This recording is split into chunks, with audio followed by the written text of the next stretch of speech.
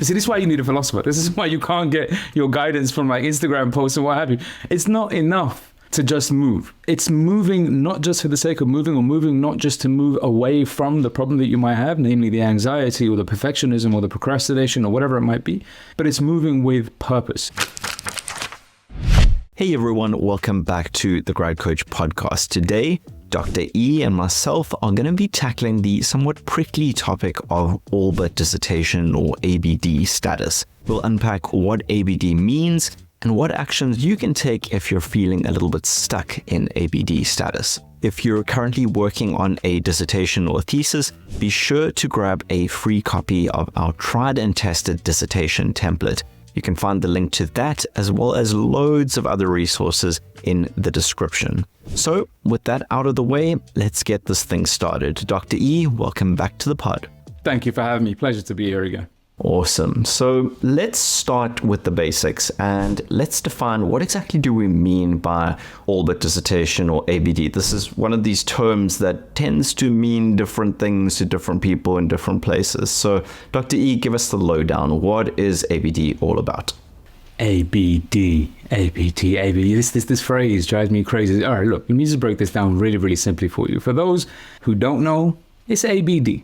For those who do know, it's ABD. And I'll explain why. And see, in principle, look, ABD is all but dissertation, exactly as you said a moment ago. That's all it basically means. It's just the arrival at the point where you've done everything else that you need to do. All the other work is finished. All the other coursework is done. All the other requirements are finished. The assignments, everything else that you were supposed to do, all of that is finished and out of your way. And what's left for you to do is the dissertation, hence all but dissertation. But in practice, ABD is more like anxiety, bad faith, and then the delusion, the depression, the distraction that comes off of it. Give me a second while I go off for a while. So, look, what you said a moment ago is actually true. It's not the case in every single country, right? So what ABD means, and whether or not ABD is actually even instituted, whether or not it's actually something that has a meaningful status, is not the case in every single country. I know it's very common in the United States. It's certainly not common in the United Kingdom. So while it's also true that in the United Kingdom, there are going to be assignments and pieces of coursework and things that you're going to have to do towards your final dissertation or towards your final thesis, whatever you want to call it, it's not as though there's a particular status or a particular stage that you arrive at in UK academia where they'll tell you that, okay, now that all of that is done, you are now in the status of being all but dissertation. That doesn't happen. That's not a thing. And it's also different in different countries across Europe, and it's also different in different countries across the world, really. So that, for one, ought to indicate that this isn't really necessarily an indication of, or a suggestion of, some objective academic status, as much as it is an ideological interpretation of the process of academic progression. You know, it's not what you think it is. So in principle, it's all but dissertation. In practice, it's this weird stage that you get at where it's this anxiety-inducing last phase, the bad faith of pretending this wasn't always the point of what you were trying to do anyway. And it's tantamount to the delusion inciting depression acting as a distraction. See what I mean? That's what it is, really. Well summed up. Well, it's certainly something that, for many students, as you say, has this negative connotation, rightly or wrongly. And so let's make that assumption that people are either feeling stuck or they are genuinely stuck. And so, Dr. E, let's talk about how students can get unstuck. Let's talk about some practical actions that students can take to get unstuck. So in that regard, we've got 3 little cards up our pocket today, or up our sleeves rather. And the first one is that you'll want to get out of your head and reframe what ABD means to you. So Dr. E, take it away. What does this mean, and what does ABD need to mean to students? All right. So first and foremost, I don't know where you got your cards and up which sleeves. We're in t-shirts, my guys. So if the card's up that sleeve, like, I don't know if anybody really wants to see that card, but that's neither here nor there. That's for our YouTube viewers who know this. But for the podcast listeners who don't see, I just thought I'd let you in on what's really going on here. We out here in t-shirts. It's how seriously we take this. But putting that to one side, look, there's a first obvious step, right? And it's indicated by what I mentioned a moment ago. ABD status is not necessarily an academically formal position. It may be in your country, it may be in your university, it may be in your particular institution, but it's not something that's recognized internationally as kind of a necessary phase before you start writing your thesis. That's not what it is. So the first step that you want to take is to start to reframe the way you approach the status altogether. It's not a victory lap, nor is it the warning before you meet the final boss. Like, that's not what you think it is, right? So it doesn't define the progress that you're making, much less does it define you. So what you don't want to do is walking around, carrying around the additional kind of bad faith of, well, now I'm at this stage, and what does this really mean for me? And oh my God, I'm just at the edge, and I'm about to achieve this thing, but am I actually capable of it? Who knows whether or not I can get there? Put all of that aside. What you really want to do as a first step, as I said, is to reframe what this status actually means, which is really very little in terms of the progress of what you've been doing the entire time, because what you want to do is acknowledge the inevitability and own the intention. And what I mean by that is to say that this was always what you were trying to do. The intention was always to arrive at a point where you're all but dissertation, as it were. That was always what the thought was. That was always what the plan was. In fact, for most of you, or most of us, myself included, when you decided to take on a PhD or whatever else it might happen to be, and you find yourself in ABD status or getting towards that point, the truth is you weren't expecting there to be so many assignments leading up to the thesis. You kind of figured in your idealistic head this was all you were supposed to be doing anyway. And then you've got all these other assignments put in front of you. Then they give you ABD status, and suddenly you're like, what do I do? Yeah, all right, stop it. Stop it. For one, what you do is stop it. You own the intention of it in any case, or the intentionality for all my philosophy heads out there. I'll explain later, don't worry. But the point is, you own the intention of it, which was that you were always supposed to be here. You were always aiming to get here. This was always the idea. And then you accept the inevitability, which is to say that no matter what else was going to happen, assuming you did everything else you were supposed to do, it was inevitable that you were going to arrive at this stage. So don't walk around with the bad faith of thinking that ABD somehow defers upon you some meaningful status and is a fundamental change in your circumstances. It is not that. It is where you always were. I think for a lot of students that are a bit stuck, let's say they're halfway through their dissertation or thesis and feeling like they've lost momentum, I think for a lot of them they feel like ABD is somehow associated with failure, and that's really not a useful space to be in from a headspace perspective. It's not a failure, it's just a milestone. It's, as you said, Dr. E, it's just a step on the journey in terms of getting your PhD or getting whatever degree this is part of. And so it's really, really useful to shake that feeling. Like, maybe you are stuck, sure. Maybe you're behind schedule, sure, that's fine. But it doesn't mean you failed. It doesn't mean that you're now in a space that you're never going to get out of. It's still just part of the journey, just like your assignments were part of the journey, just like the coursework was part of the journey. The dissertation is just a part of that journey, and it's a massive part of that journey. It's a big undertaking, especially if you're doing doctoral research. It is a long, drawn out piece of work. And so it's natural that at certain points along that journey, you're going to feel like, oh, I am just not getting anywhere, or this is just dragging on. So you really want to make sure that if you're thinking about ABD as failure, if you're thinking about, ABD means I'm stuck and I'm never going to get out of this sinking sand, that's not a useful headspace to be in. What you want to be thinking about is, okay, or how you want to be thinking about it is that, yep, this is just part of the journey. And where you want to be shifting your focus is from the present and perhaps the past, where perhaps you feel like, you took too long to do this, or you made the wrong choice in terms of that.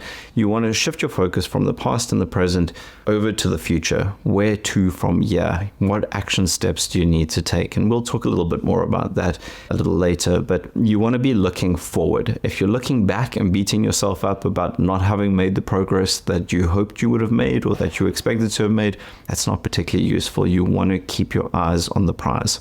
Absolute fact. Keep your eyes on the prize is a nice way of phrasing this, and it's what your eyes should have been on from the get-go. This was always the intention. This was always the goal. So the fact that you arrive at ABD status and the indication that might then mean that, oh no, this is the only thing I've got left to do, and maybe I'm stuck in this position for really, really long, and maybe this is the fact of being stuck here as an indication of why I'm not good enough.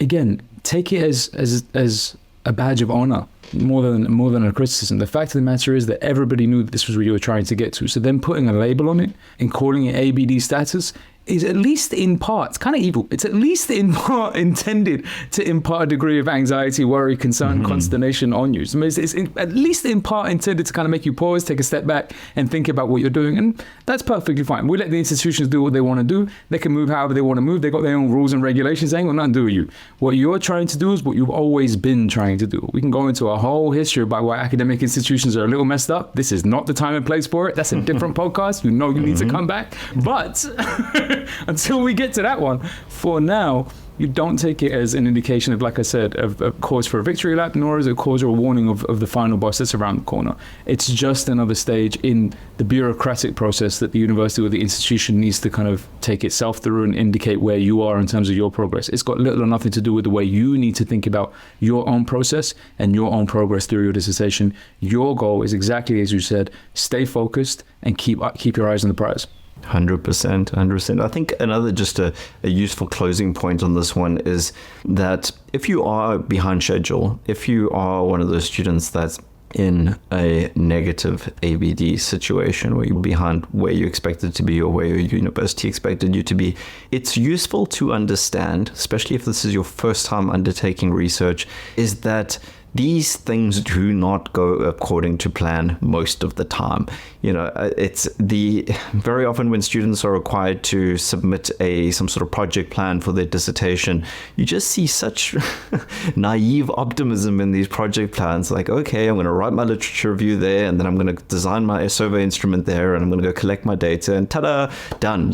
6 months, this thing's going to be done. Yeah, right. That is not the way that it works. And so if you are behind, if things haven't worked out according to the timeline you had in mind, that's fine. That's okay. Maybe your university is giving you a bit of flack for it, and that's their job. And maybe you've hit a rough patch with your supervisor over that, but there's no use beating yourself up about it. We always say whatever your plan is, it's probably going to take twice as long, and if there's a budgetary component, it's going to cost twice as much as well.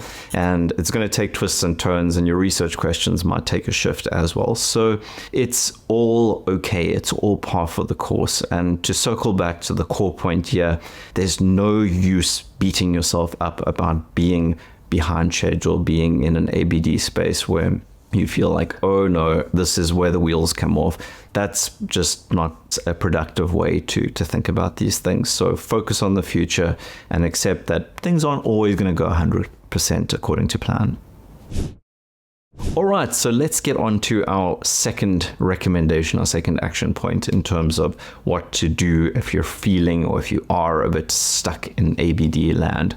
And that is that you need to get moving and take consistent action, no matter how small those actions are. Dr. E, lay it down for us. What is this all about? What sort of actions do students need to focus on? I like that. Lay it down. I like that. That's a nice way of introducing me. That sounds like I'm about to walk in the studio and spit some bars. Either that or I'm about to go into a wrestling ring and knock someone out. Either way, I quite like the way this is set up. That works for me. Yeah, that works for me. But putting that to one side, it's kind of the point that we're making, which is to say that, look, a degree of perfectionism is always going to be a problem, right? So you got to let go of that perfectionism in order to beat the procrastination that comes as a consequence of it. It's a matter of the commitment that you have to the work that you're doing. But to kind of make this, I don't know, more obvious. I saw this post on Instagram the other day. It was like, action is the cure to anxiety. And I was like, ooh, ain't that deep? Action is the cure to anxiety. See, this is why you need a philosopher. This is why you can't get your guidance from like Instagram posts and what have you. Because action is the cure to anxiety just makes it sound like now you're just like walking around anxiously. Now you're just acting anxiously. That didn't really help very much. You just got anxious action. What did you do exactly? It's not enough to just move. And let's be really, really, really clear about this. I want to make this absolutely abundantly clear, because I don't just mean this with respect to ABD status, and I don't just mean this with respect to your dissertation or your thesis. I kind of mean this with respect to everything that you're doing. And maybe this isn't the platform for that. Maybe it is. I'm a philosopher of reason, but that's talk to another side. But is that it's moving not just for the sake of moving, or moving not just to move away from the problem that you might have, namely the anxiety or the perfectionism or the procrastination or whatever it might be, but it's moving with purpose. It's kind of taking into consideration the point that you made a moment ago in terms of having your eyes on the prize. It's moving with that purpose. It's moving with an intention. It's moving with a function. So it's not just moving for it to get away from something, but moving for something. In philosophical terms, this is praxis, right? So The first obvious steps you want to take are simple things, having a daily routine, having some planned process, some discipline, a workout program, as it were. The way you treat going to the gym, or the way you treat doing anything else you do. There's a certain degree of discipline that's associated with this, regardless of whether or not you feel like it, and regardless of whether or not you're in the best mood for it. It's, to put it in broader philosophical terms, this is the art of mastery. It's just the point that you want to arrive at. That's the whole idea of what you're trying to do, is where you want to repeat something infinitely until you get to the point where it's assumed that you're doing it. Like the way you repeat making a cup of tea, you've done it so many times now you barely even think about it. The way you repeat going for a walk, you know how to put left foot in front of right foot so often now you don't even think about it. It's the way you repeat doing any of these other average everyday tasks. In fact, see, that's what Martin Heidegger called it, the average everydayness. It's finding the specialness of the mastery in your average everydayness. And it's making your commitment and your discipline to what you're doing part and parcel of your average everydayness. It's not even something you necessarily need to think about. It's not even something that necessarily requires any acknowledgement or any praise. It's just part and parcel of who you are now. It's what you do on a daily basis. So you wake up, you have breakfast, you sit down, you do your work. It's not something that you necessarily want to be thinking about. It's not something that you necessarily want to remind yourself you need to do.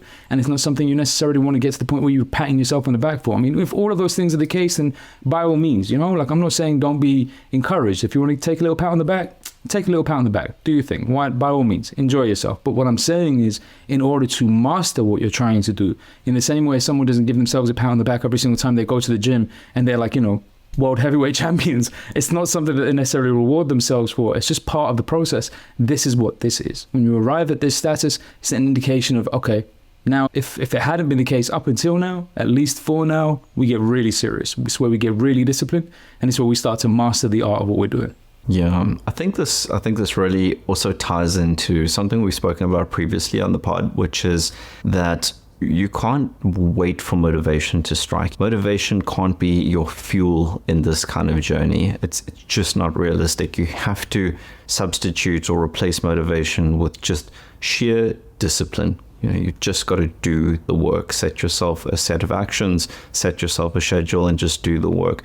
Motivation is going to come, it's going to go. But chances are, if you're watching this video, you're not feeling particularly motivated. Well, hopefully that will change by the end of the video, but you're not feeling super motivated. If you're stuck in ABD status, and I mean stuck as in you're not making movement, that you don't have any momentum, then this is already testimony to the fact that, well, motivation's not a great strategy. And so you want to really just narrow in on discipline. Become, as you said, Dr. E, you want to become a person of disciplined action on a repeating basis. You are what you do on a daily basis. And I think to this end, it's also useful to really focus, as we mentioned, is to really focus on small actions that align and contribute towards the big action, which is finishing your dissertation. A lot of students, they look at the dissertation as one massive task. Maybe break it into one or two tasks. Maybe that's literature review and then data collection and analysis.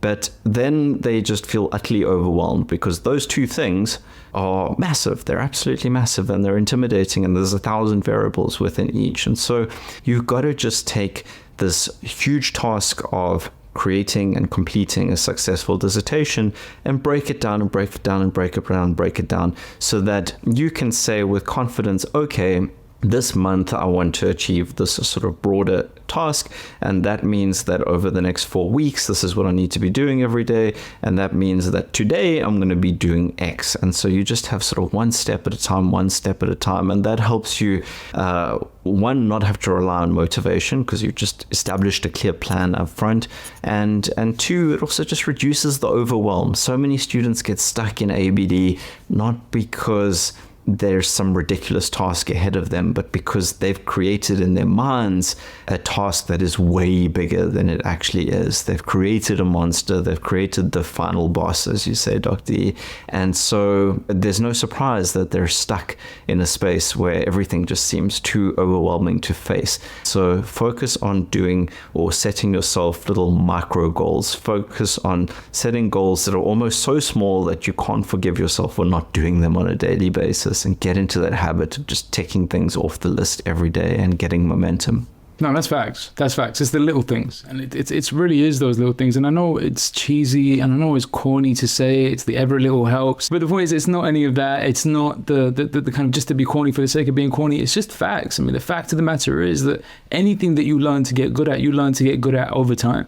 And anything that you got really good at, you got really good at because you repeated it over and over and over and over again in small incremental steps. I mean, nobody does any learning any other way. If you look at the course of your own life and the arrival at the point of ABD and everything that it took for you to get there, all of the little lessons that you learned in the course of your life were meaningful, small, incremental steps, all of which somehow coalesce and led you to this particular point. And this point is no different from those. I do not mean to say that this is somehow the peak or the precipice or the edge of what it is that you're trying to do and suddenly this is a big deal. It's not that. What I'm saying is that you take a lesson from everything else that you did in your life and understand that this, like all those other things, is one step in the process. And getting through this the same way you got through all those other things involves taking in all the lessons that you had to kind of go through for you to get to this stage. It involves you being able to take those little steps. It involves you being able to take those little actions, not in faith, not with mysticism, not with the hope that maybe one day I'll make it, but with the solid understanding that those incremental gains make a difference. Every little brick that I put in that wall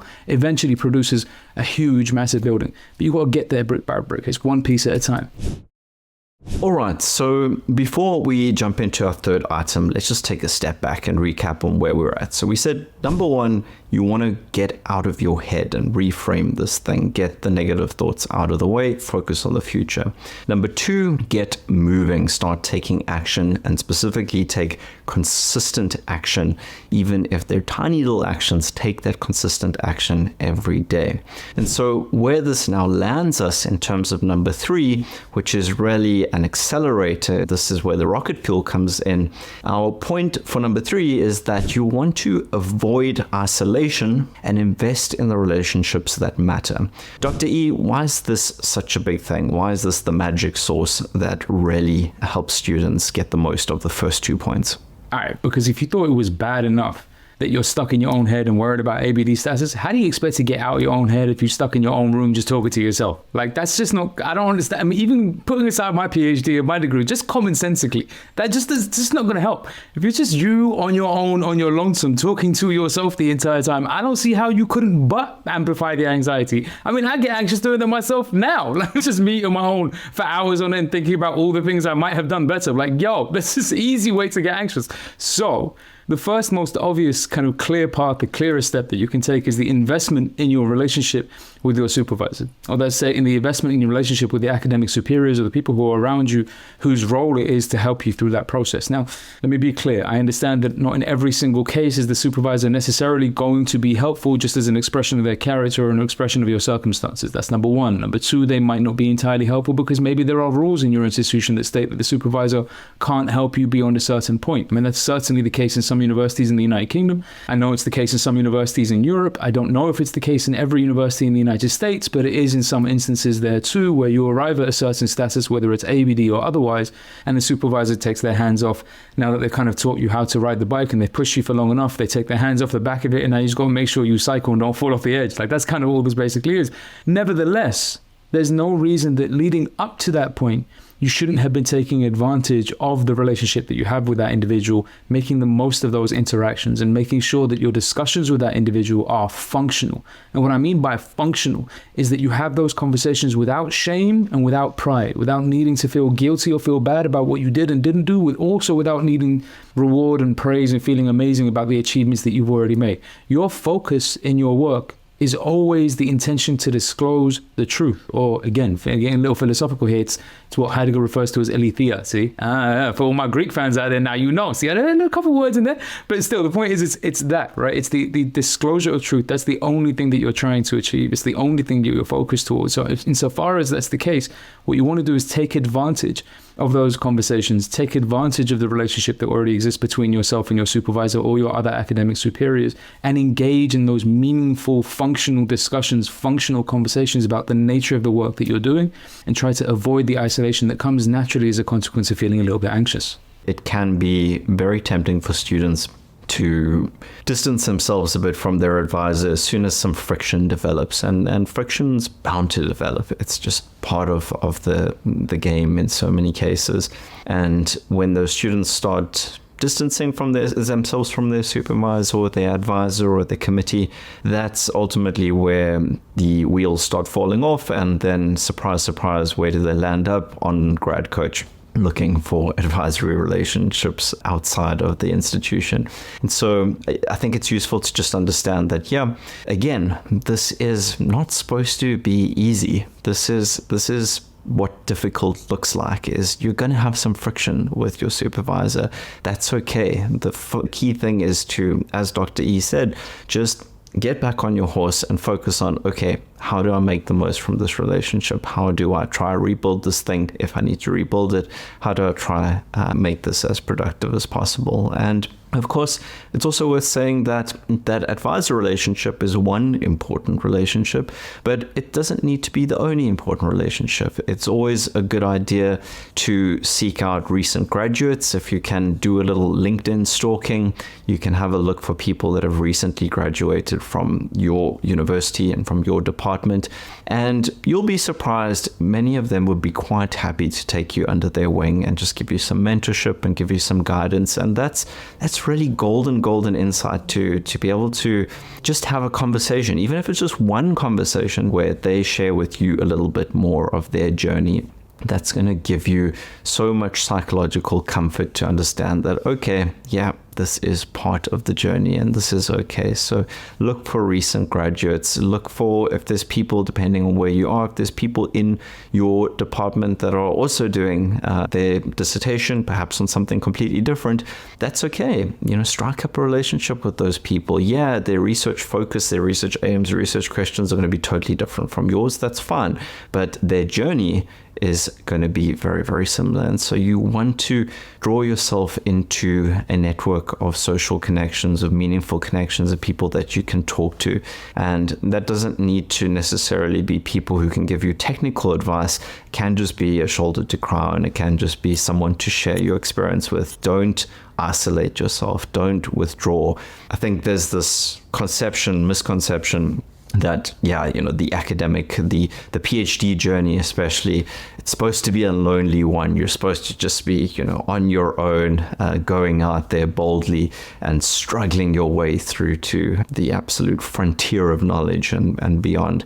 And in a sense, yeah, it is. From a research focused perspective, it is. But it doesn't mean that psychologically you need to be completely isolated. And to Dr. E's point, you think that you can make sense of all of the challenges. You think that you can have a healthy perspective just on your own. You need people. You need people around you. It's a sense-making mechanism. It's just a way of staying sane, I guess. And so don't let yourself fall into that trap. Listen, I don't know if you guys have noticed, our viewers out there, our podcast listeners, YouTube viewers, all of our, our little community out here, we're getting buddy, we're getting friendly. I don't know if y'all noticed, but my man's over here, he's the humble one, you know what I mean? Like, I don't know if he's the humble, kind-hearted, compassionate one. So he speaks like, that nice way. Here's my thing. Definitely do this to the point where you get to Grad Coach, all right? So if you messed up so bad that you ended up at Grad Coach, it's calm. You did the right thing. The world turns a funny way. You're welcome.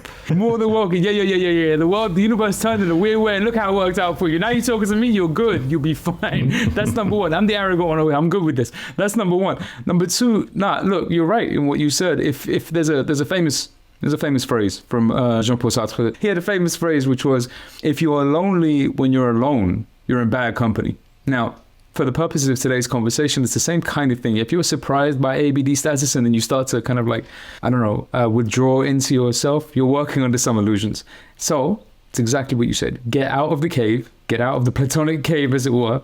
Go outside, see the sun, go for a walk, talk to some people, engage with Grad Coach, engage with your friends, engage with other academics, whether that's on LinkedIn or otherwise, whether those are your supervisors, whether there are other people on your course who perhaps are a year ahead of you or a few months ahead of you, but have these conversations. Look, I wrote once, yeah, that's right, I'm plugging myself. I wrote, human beings have this strange habit. We're never more inhibited than we are when we're on the cusp of liberation. So just when you just about get to the edge of doing what it is that you think you're supposed to be doing, just when you just about get to the point of achieving everything you think you're supposed to achieve, that's when you start getting super inhibited and super nervous and super cautious, and you don't really know what you're doing. And that's kind of, to some degree or another, what ABD status is supposed to elicit in you: a degree of hesitation, a degree of anxiety, a degree of nervousness. And again, we'll have the conversation about these academic institutions on another day.